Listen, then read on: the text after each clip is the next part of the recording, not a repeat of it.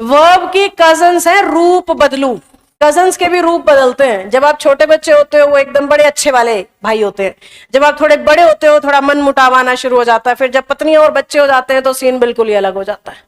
तो ये ऐसी वर्ब हैं जो अपने रूप को बदलती हैं। है वही है मेन वर्ब भी है, हेल्पिंग वर्ब भी। बात को ध्यान से सुन लेना, मेन वर्ब भी है, हेल्पिंग वर्ब भी है, पर जब उसके रूप बदलने शुरू हो जाए ना तो उसको इस चार्ट में लिखना शुरू कर दिया। और वर्ब के जब रूप बदलते हैं तो उन्हें फॉर्म्स ऑफ द वर्ब के नाम से जाना जाता है। वर्ब के जब रूप बदलती है, फॉर्म को ही हिंदी में रूप कहते हैं। फॉर्म की हिंदी क्या होती है? रूप। तो जब वर्ब अपना सेम वर्ब बार बार अलग अलग रूपों में हमारे सामने आ रही है तो उसे कहते हैं फॉर्म्स। और फॉर्म के तौर पे वर्ब दो तरीके से बाइफरगेट करी गई है। एक को कहते हैं फाइनाइट, नाम रख दिया है, वर्ब वही है। और दूसरे को कह रहे हैं नॉन फाइनाइट। ध्यान से देखना बोर्ड पे। बेसिकली मैं पता है क्या कह रही हूं। गो मेन वर्ब है, वो सेंटेंस में जाके फाइनाइट या नॉन फाइनाइट में से कुछ भी बन सकती है। कम मेन वर्ब है, वो सेंटेंस में जाके फाइनाइट या नॉन फाइनाइट में से कुछ भी बन सकती है। वर्ब वही है, नई वर्ब नहीं है, पर सेंटेंस में जाने से उनका रोल बदल रहा है। जैसे इंसान वही हो, क्लास में आने से रोल बदल रहा है आपका, स्टूडेंट हो यहाँ पे आप और कुछ भी नहीं, सड़क पे आप स्टूडेंट नहीं हो। समझ गए? रोल बदल गया किस वजह से? जगह की वजह से। तो ऐसे ही जिन वर्ब का सेंटेंस में जगह मिलने के हिसाब से रोल बदल जाए, उनको दो हिस्सों में बांटा गया है। एक को फाइनाइट कहते हैं और एक को फाइनाइट की आगे दो टाइप्स होती है। एक को कहते हैं ट्रांजिटिव, इनट्रांजिटिव नॉन नहीं होता, नॉन फाइनाइट होता है, वो देखो उधर इन ट्रांजिटिव। ये ट्रांजिटिव इन ट्रांजिटिव वही है बेटा, कभी बचपन में याद करो, ये पढ़ाया होगा स्कूल के टीचर्स ने हिंदी में, याद आया? कर्म का मतलब ऑब्जेक्ट होता है इंग्लिश में। सकर्मक मीन्स ऐसी वर्ब जिनके पास अपना ऑब्जेक्ट है, और अकर्मक मीन्स ऐसी वर्ब जिनका कोई ऑब्जेक्ट ही नहीं है। हमारे सेंटेंस में लिख दिया यू आर टीचिंग हुम, किसको पढ़ा रहे हो? ऑब्जेक्ट क्लियर नहीं है तो टीच को कहेंगे भाई, यहाँ पे क्या बन गई? इनट्रांजिटिव। आपने कह दिया he is teaching the students, यही सेम टीच क्या बन गई? ट्रांजिटिव। तो अच्छे से मतलब समझो, वर्ब सेम है, रोल के हिसाब से नाम बदल रहा है, कैसा रूप धारण करके आई है उस हिसाब से उसका नाम बदला जा रहा है। ऐसा ही नॉन फाइनाइट में होता है बेटा। नॉन फाइनाइट उन वर्ब्स को कहते हैं जो कभी बदलती नहीं है। इसकी ना तीन टाइप्स होती हैं।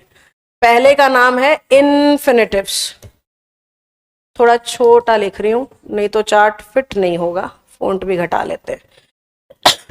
दूसरे का नाम है पार्टिसिपल्स और तीसरे को कहते हैं जीरंड। सॉरी, फिलहाल बोर्ड पे जितना भी लिख रखा है ना मैंने, इसमें सबसे इंपॉर्टेंट जीरंड है। और अगर मैं यहाँ पोडियम से किसी चीज को इंपॉर्टेंट कह रही हूं तो मैं एक ही उद्देश्य से कह रही हूँ, पेपर में आता है। इन्फिनिटिव के दो टाइप्स होती हैं, दो तरह से यूज होती है ये। पहले को कहते हैं बेयर इन्फिनिटिव और दूसरे को कहते हैं टू प्लस इन्फिनिटिव। इन्फिनिटिव किसको कहते हैं मैम? वर्ब की फर्स्ट फॉर्म को। बेयर इन्फिनिटिव किसे कहते हैं मैम? वर्ब की फर्स्ट फॉर्म को। टू इन्फिनिटिव किसे कहते हैं मैम? जब फर्स्ट फॉर्म अपने बाई के साथ आ जाए। टू प्लस इन्फिनिटिव का बस इतना ही मतलब है कि फर्स्ट फॉर्म पे क्या लग गया? ट्रू लग गया। क्या हम समझ पा रहे हैं? पार्टिसिपल, इसमें मैं ये कह रही हूं कि नॉन फाइनाइट की तीन टाइप्स होती हैं। पहले का नाम इन्फिनिटिव, दूसरे का पार्टिसिपल, तीसरे का जीरंड। इन्फिनिटिव की आगे दो टाइप होती हैं। पहले का नाम बेयर इन्फिनिटिव और दूसरे का to plus infinitive. Bare infinitive कह लो या इन्फिनिटिव कह लो, बात एक ही है, फर्स्ट फॉर्म। टू इन्फिनिटिव का मतलब है फर्स्ट फॉर्म अकेली नहीं आई, उसके साथ क्या लग गया? टू लग गया। ऐसे नहीं बोलते हो I want to eat, common सा सेंटेंस है, I want to dance, I want to talk to you, सुने हैं ना ये सेंटेंसेस। अब वॉन्ट के बाद क्या बोल रहे हो? To eat, to dance, to talk, यही तो टू इन्फिनिटिव है। यही तो टू इन्फिनिटिव है कि फर्स्ट फॉर्म अकेली नहीं आई, अब की बार किसके साथ आई है? टू के साथ आई है। बस इतनी सी बात है। अब पार्टिसिपल कितने तरह के हैं? तीन तरह के पार्टिसिपल है बेटा, प्रेजेंट, पास्ट और परफेक्ट। एक बार मैं हट जाती हूं नहीं तो इस तरफ वालों को दिख नहीं रहा होगा। प्रेजेंट, पास्ट और परफेक्ट। प्रेजेंट पार्टिसिपल माना जाता है, मुझे यूं खड़ा रहना पड़ेगा फिर आप सबको दिखेगा।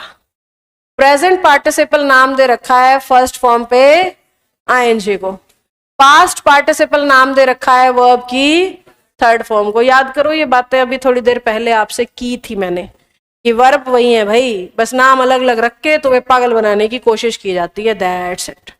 अब परफेक्ट पार्टिसिपल क्या है ये नहीं लिखा था मैंने पहले, हैविंग प्लस V3।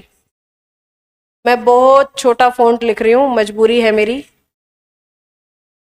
जब हैविंग और थर्ड फॉर्म एक साथ इंग्लिश में आते हैं ना तो उनको नाम दे रखा है परफेक्ट पार्टिसिपल। देखो बच्चों, परफेक्ट का मतलब होता है कंप्लीट और थर्ड फॉर्म का नाम है परफेक्ट।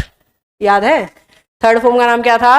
परफेक्ट। तो ये ना कंप्लीटेड एक्शन को दिखाता है। जैसे मैं बोलूं I have completed basic verbs, I have completed basic verbs. क्यों? क्योंकि अभी अभी मैंने इसको क्या किया है? कंप्लीट। जो काम रिसेंटली खत्म हुआ होता है, बिल्कुल अभी निपटाया ही है बस, तो उसको थर्ड फॉर्म से दिखाना होता है। और जहां भी हम थर्ड फॉर्म लगाते हैं ना, परफेक्ट तो होगा ही, क्योंकि थर्ड फॉर्म का नाम ही क्या है? परफेक्ट। सेकंड फॉर्म का नाम ही क्या है? Past form. फर्स्ट फॉर्म का नाम ही क्या है? Present form. कैन होता ही क्या है? मॉडल। तो नाम ही उसका मॉडल है। तो हमारे बच्चे को पहले तो नाम से इतने अच्छे से आने चाहिए कि वो कंफ्यूज होना बंद हो। आधा कंफ्यूजन तो नामों का है। आधे बच्चों को बेयर इन्फिनेटिव और इन्फिनेटिव में उलझन है, जबकि एक ही बात है फर्स्ट फॉर्म। चाहे बेयर इन्फिनेटिव कह लो चाहे इन्फिनेटिव। बहुत बच्चे आते हैं मैम रूल में तो लिखा है इन्फिनेटिव आएगी, नीचे लिख रहे हैं फर्स्ट फॉर्म। तो भाई ठीक ही तो लिखा है, रूल में कह रहे हैं इन्फिनेटिव आएगी, और इन्फिनेटिव किसको कहते हैं? First form.